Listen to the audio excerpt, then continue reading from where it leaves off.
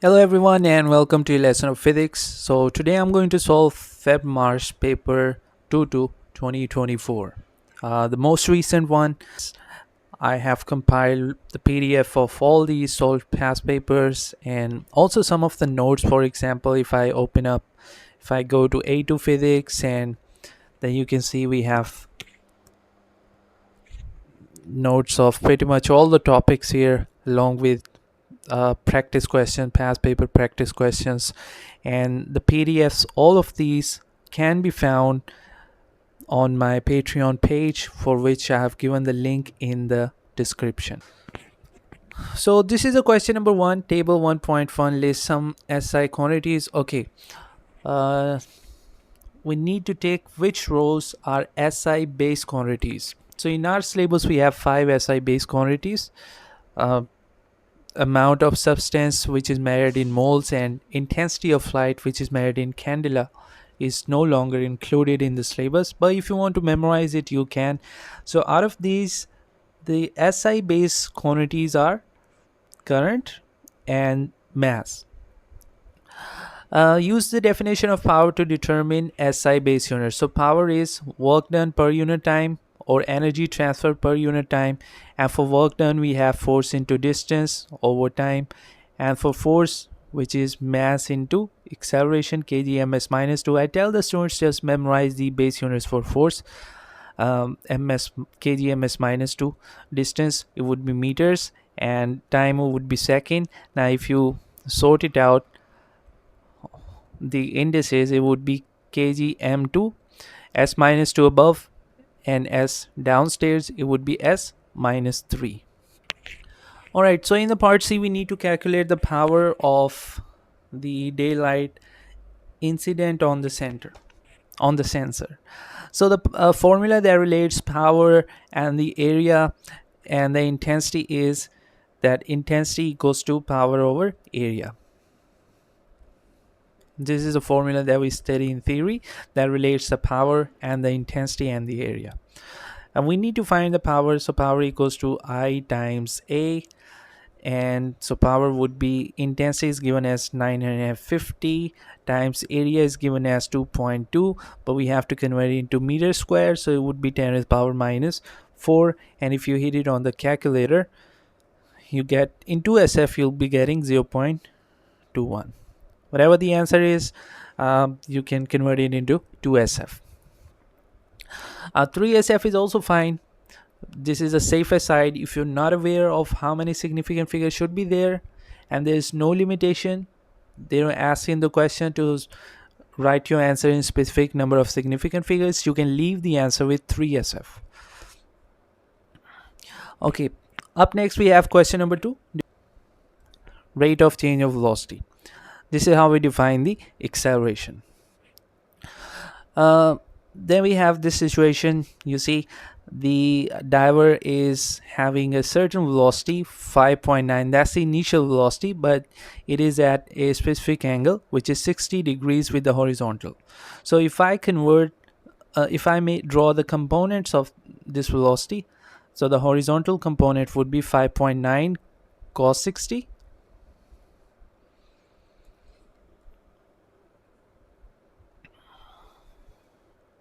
and the vertical component would be 5.9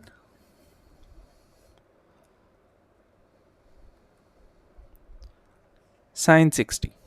Okay, and if you hit it on the calculator, 5.9 sine 60, once again into SF I can write it as 5.1, and 5.9 cos 60, it would be 2.95. You may write it as 3.0 also. So we need to find the final final velocity, the final speed. We calculate the speed of the diver. So the question of projectile motion, you always break it down into horizontal or vertical motion, or in both the motions, horizontal as well as vertical. And the first question would be, we need to find the speed of the diver. And you may ask yourself, what speed needs to be found out? Are they asking for the horizontal speed, or they are asking for vertical speed, horizontal component or vertical component. And the thing is, if they have not specified, it means they are asking for the overall speed, they are asking for the resultant velocity, resultant speed. So you need to find the horizontal speed first, you need to find the vertical speed, and then you have to add them through the vector addition, which is, you can simply use the Pythagoras theorem. Once you have the two velocities, you can find the resultant one by using Pythagoras theorem. And we all know that in the projectile motion, the horizontal velocity remains same. So even at this point, the horizontal velocity would still be 2.95. You can call it the final horizontal velocity, Vx. That is 2.95. It remains same everywhere because they have specified here air resistance is negligible. So all we are left with is to find the final vertical velocity. So V, let's call it Vy, that needs to be found out for the vertical motion.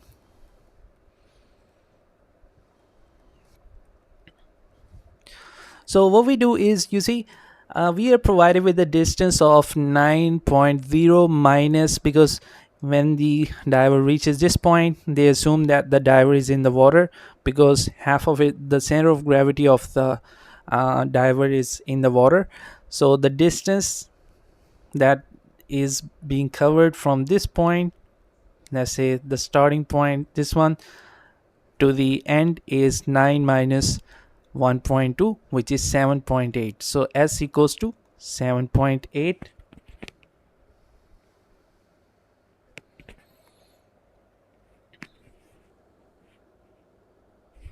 So let me write down the data. For the vertical case, the final velocity needs to be found out. Initial vertical velocity was 5.1. We found it already. And the distance was 7.8. Acceleration 9.81. For the vertical motion, the acceleration is 9.81. So we can safely use the third equation of motion, which is given in the data sheet, u squared plus 2g as, or 2as you can use, and v equals to u square 5.1 square plus 2g would be 9.81, s would be 7.8, and then you take whole square of it, and this one would be 13.38 after taking the square root and all that. 13.38, and this is your final vertical velocity.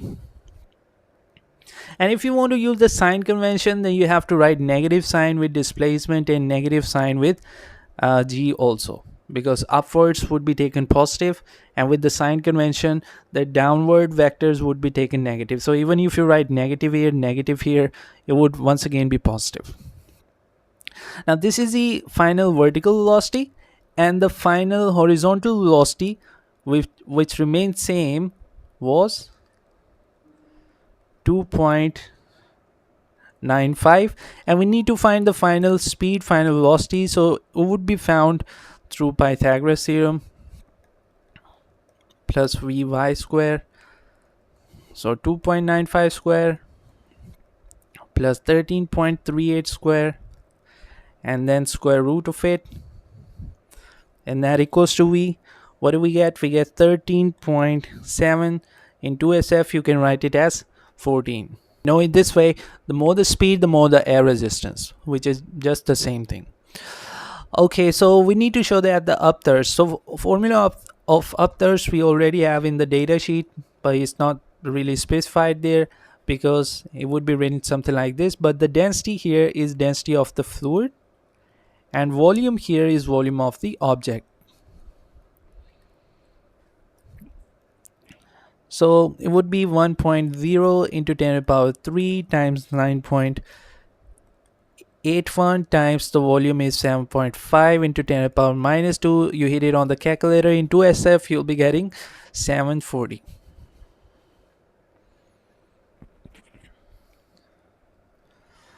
Alright, and then we have the next one. calculate the magnitude of the acceleration of the diver. You're provided with the viscous drag, you're provided with the mass, and they say horizontal velocity is 0. Determine the magnitude. And so let's say this is the diver. All right, there would be a force downward, vertically downward, which is weight. The upthrust, sorry, the viscous drag, which is vertically upward, is 950 newton. And the upthrust is also there. Upthrust is how much is that? Upthrust. Okay, we don't know. No, we do know the value of upthrust calculated in the previous part, 740 newton. 740 newton. That's the upthrust. So if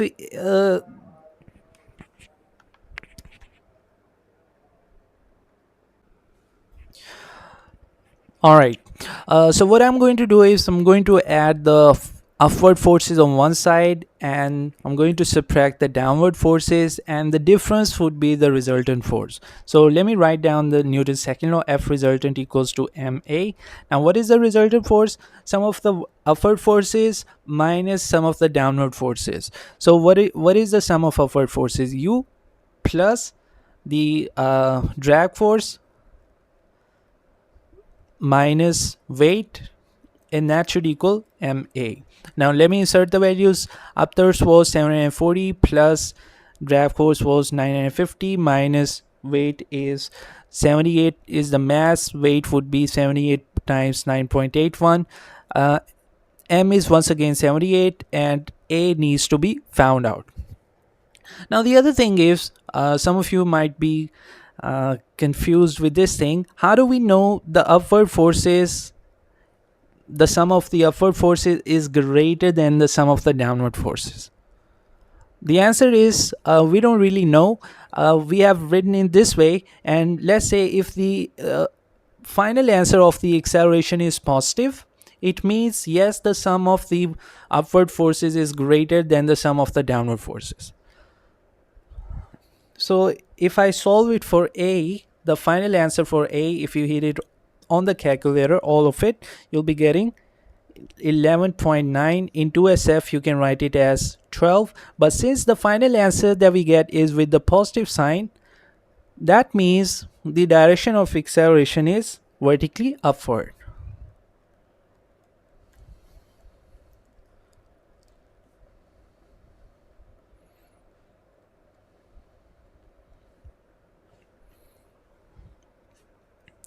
And matter of fact, you can even actually see it from here. This is the sum of the upward forces, and that's the sum of the downward forces. You can see it for yourself which one is greater. Obviously the sum of the upward forces.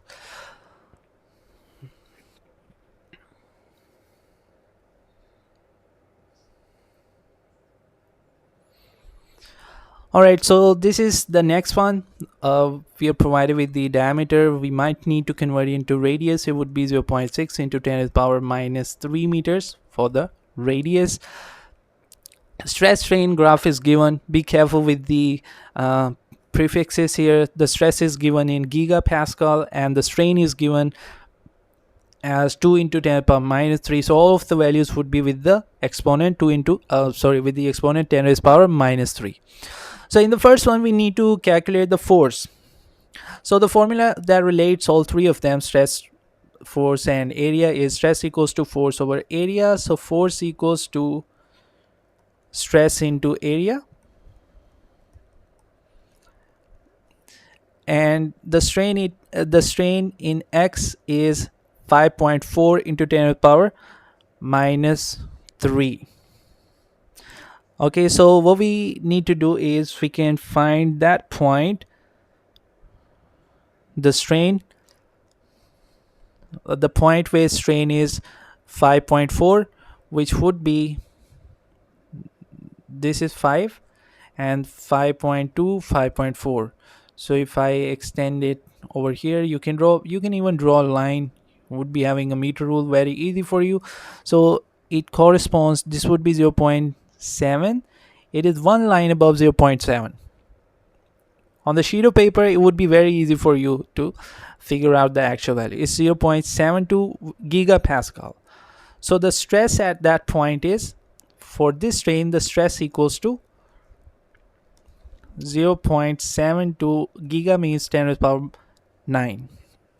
So we found the value from the graph, 0.72 into 10 to the power 9 multiplied by the area, which is pi r square for this one, because it is a circular model planet. And the radius was, we actually converted the diameter into radius. It was 0.6 with the unit of 0.6 into 10 to the power minus 3 with the unit meters. So 0.6 into 10 to the power minus 3, this is the radius, but we have to take square of it. If you hit it on the calculator in 2SF, you'll be getting 810.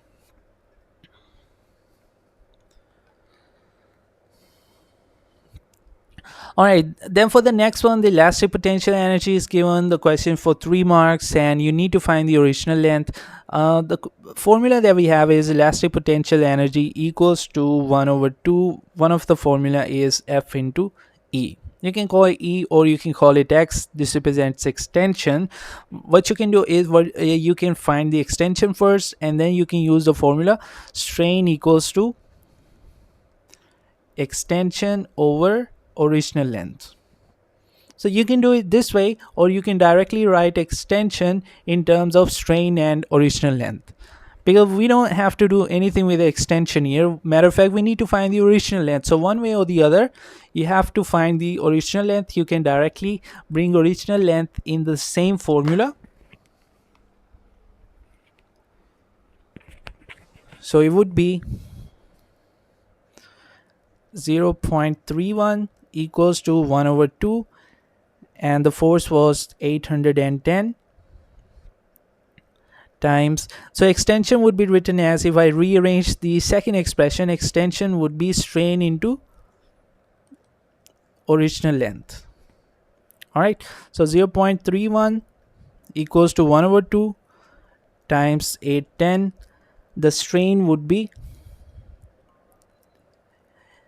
of X, the strain was 5.4 into 10 to the power minus 3 is given in the data.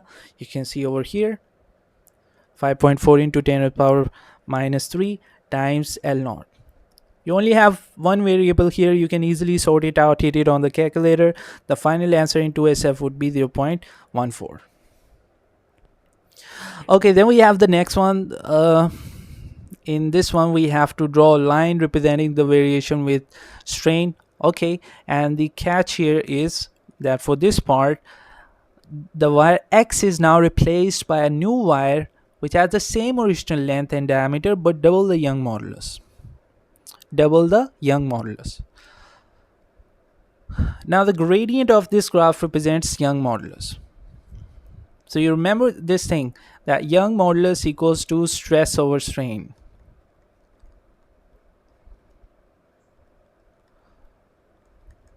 So double the Young modulus means, so the gradient of this graph would be your Young modulus. So if I double the Young modulus, means the gradient would also be doubled. The gradient of the graph would also be doubled. So the easiest way you can do is, one of the ways, you'll be finding the gradient and then you'll be drawing the new gradient, or you'll be finding the point, the final point where you need to connect this point. So what you have to do is count the boxes from here till here and reduce those boxes to half. So in that way you will double the gradient. So whatever, let's say you have 14 boxes till here, the final point is at 14th box, then you reduce the number of boxes here. So this line, the blue line, now has double the gradient with respect to the black line, and this is once you replace the wire. So this question can be solved in different ways. The other standard method is you use the values. The standard one, you use the value, you use the y equals to mx plus c, the process that we call linearize the equation. You can use that one. but this is the shortest way you can answer this question.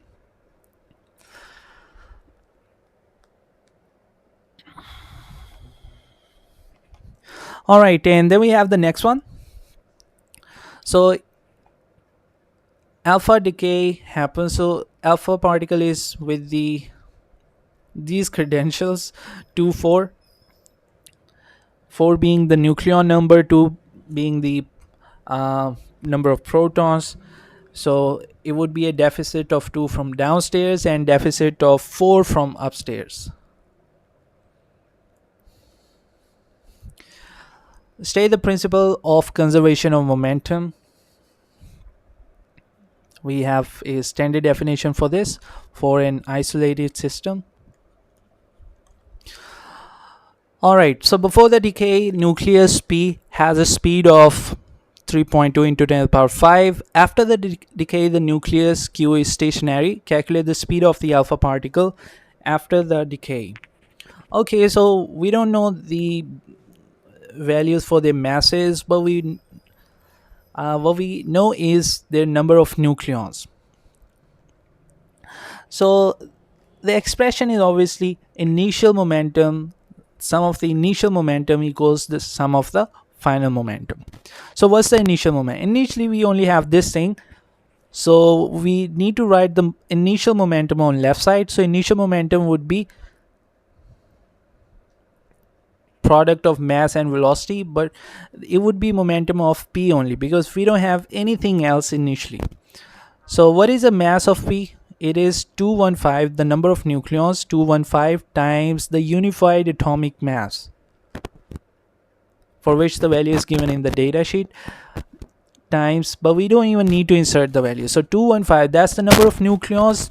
215 times whatever the mass of one nucleon is, which is, by the way, 1.66 into 10 to the power minus 27, times the speed is 3.2 into 10 raised to the power 5. This is the initial momentum that equals to the final momentum. So after the decay we have two things, but the particle Q, the nucleus Q, is stationary, so it would not be having any momentum whatsoever. The only momentum would be of the alpha particle. Now what's the momentum? Mass into speed, and the mass would be 4 times, because it has 4 nucleons, 4 times the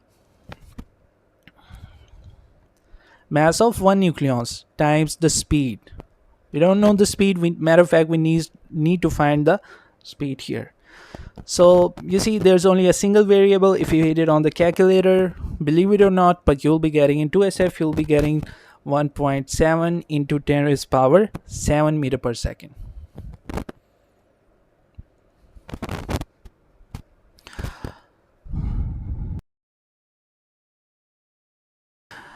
Alright, so you're provided with a specific wavelength, 12 micrometer to 28 micrometer. You might have memorized it in different ways. There's a chart that you need to memorize all the wavelengths, the range of all the wavelength, and the range for the frequency, and this will falls in the region infrared, IR. So it's totally dependent on you, the way you memorize it, the table for the electromagnetic spectrum.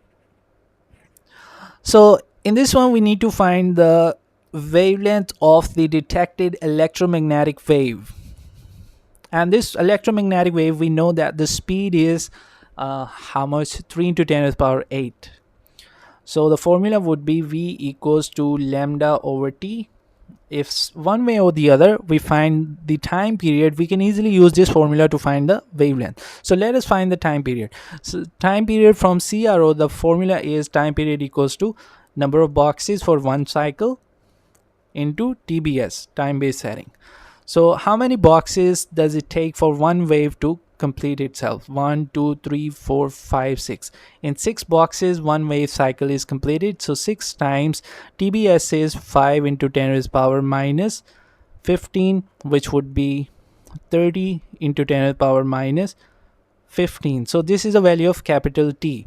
We need to find wavelength, so wavelength would equal to speed into capital T. The speed for the electromagnetic wave is 3 into 10 to the power 8 times, it was 30 into 10 to the power minus 15. If you hit it on the calculator, you'll be getting 9.0 into 10 raised power minus 6.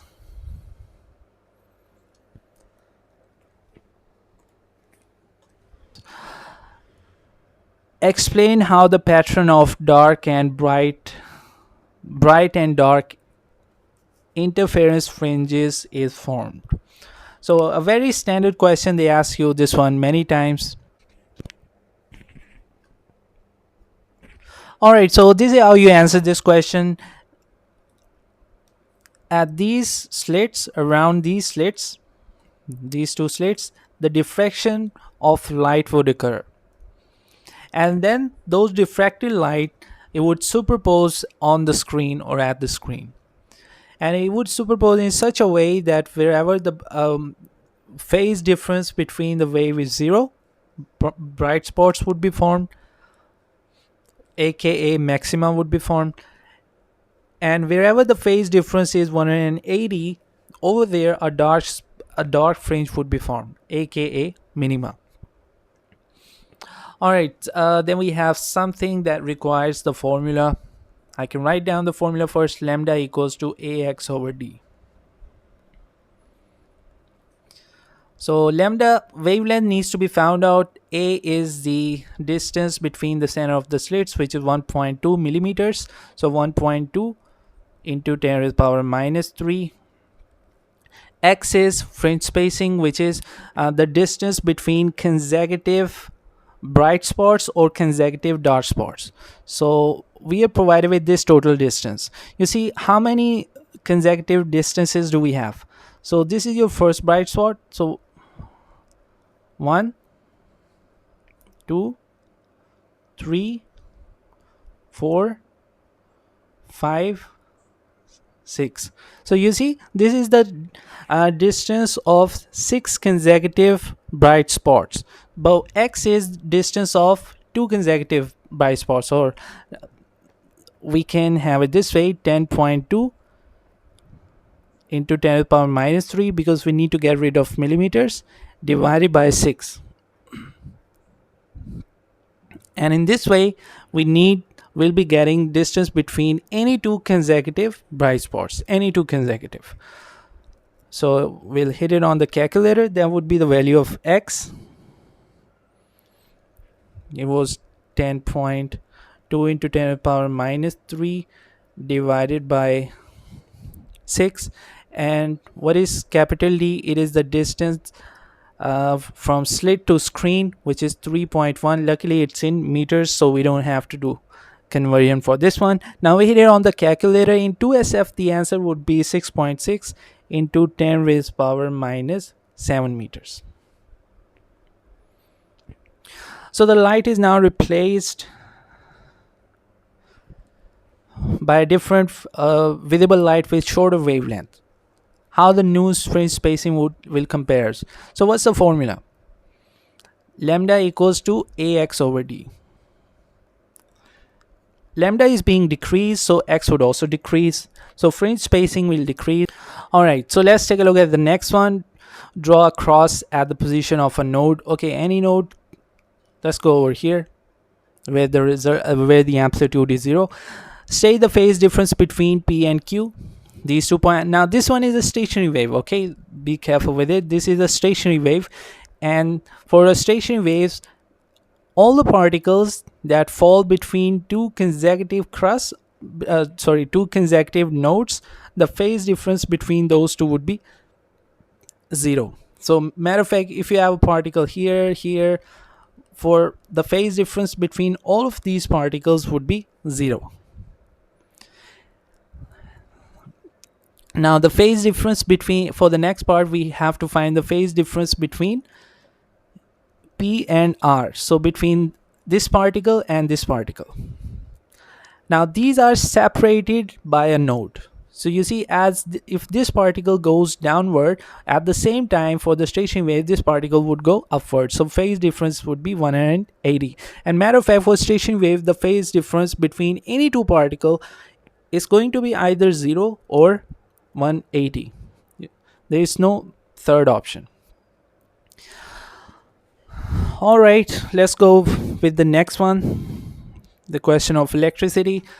Define electric potential difference. So can be defined in different ways. One of them is the definition in terms of the energy conversion, or the simplest one is work done per unit charge. You can also define it this way: the energy converted from electrical to other forms as as a coulomb charge passes through a component. Both would be acceptable. Okay, so we need to determine the internal resistance of the cell. So let me write down the expression that relates the internal resistance in the voltage and the EMF. This is the one that we have, and if I rearrange it for R, this is what we will get. Be very careful with the conversions, with the expression, with especially with the positive and the negative signs.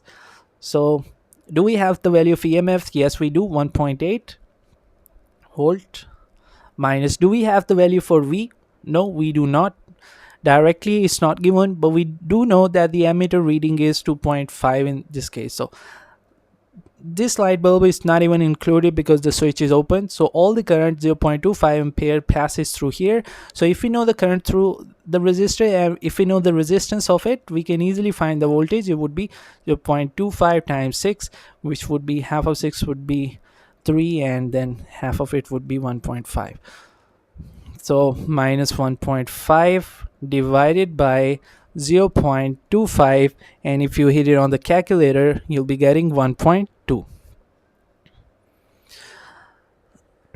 Okay, then we have the next one. State whether the EMF of the cell after T1 is greater than the EMF. So EMF for the cell remains unchanged. So in this case, the EMF remains same. And then we have the theoretical one. By considering the effect of the lamp on the total resistor of the circuit, explain the variation of the ammeter reading as shown in figure. So once this lamp was added, the second one, once the lamp was that's the only lamp, matter of fact, you can say once the second resistor, which is the lamp now, is added.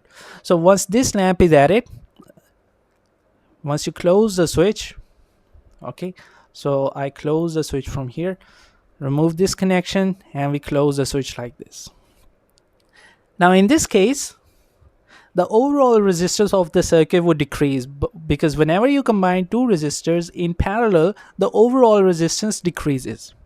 So initially, the resistance would decrease drastically, and hence the current would increase. Where is the proof of it?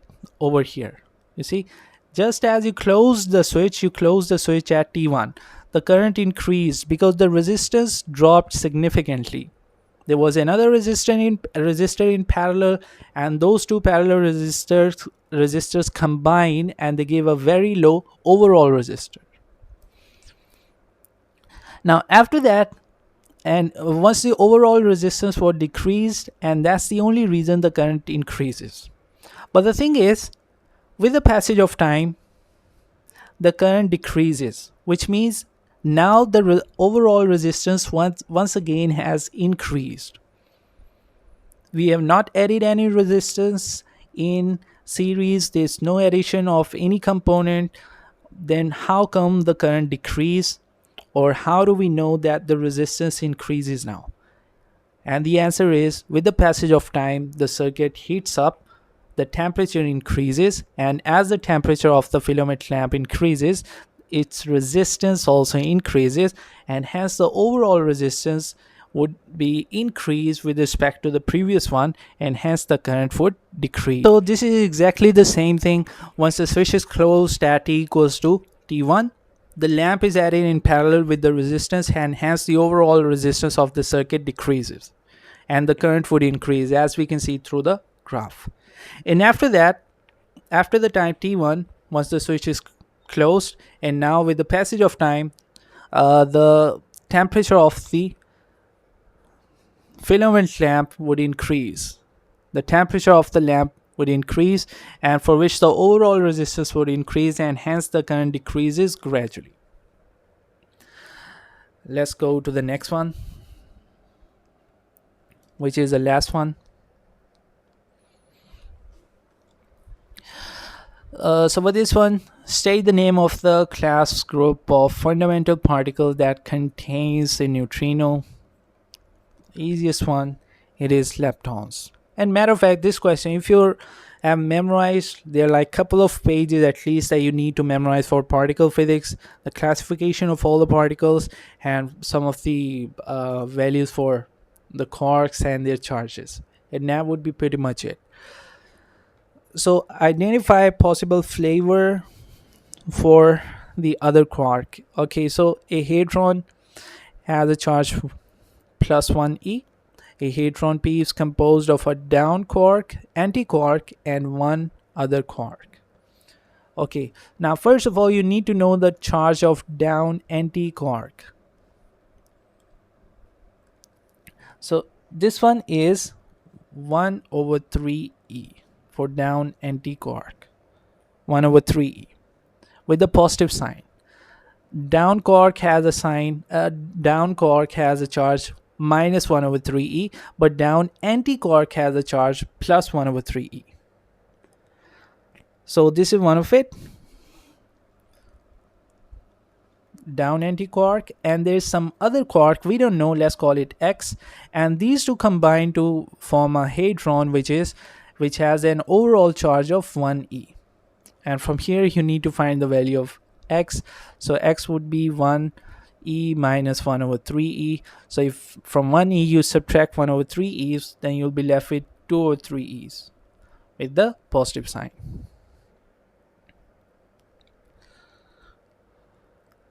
So okay, you need to identify the possible flavor. Now you have to open up the same table where you find all of the charges and all of the quarks. So this one can correspond to up. It could be, it could also be top, it could also be charm, because all three of them have the charge plus 2 over 3e. So you can write any three of them.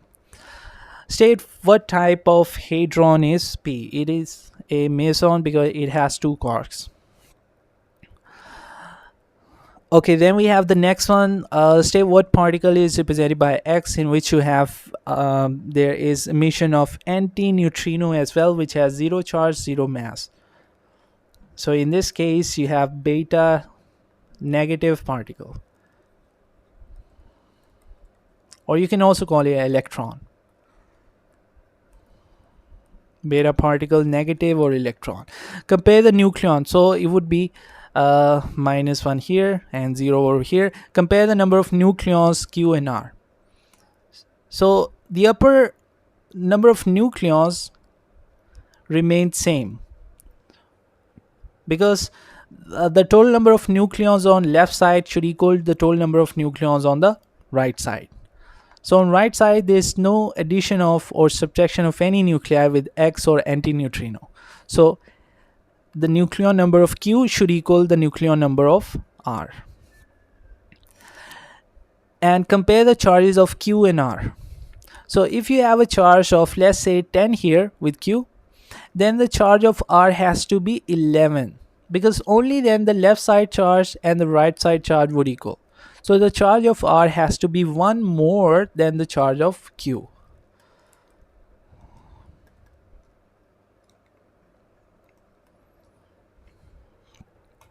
So this is, once again, this is the most recent paper that you have, 2024 paper. If you want to have a PDF of all solved papers, also the notes of the practical papers, the PDF of the solved practical past papers, you can open up my Patreon page and you'll find all of the resource over there, not only for AS but for A2 as well. So that's it for today.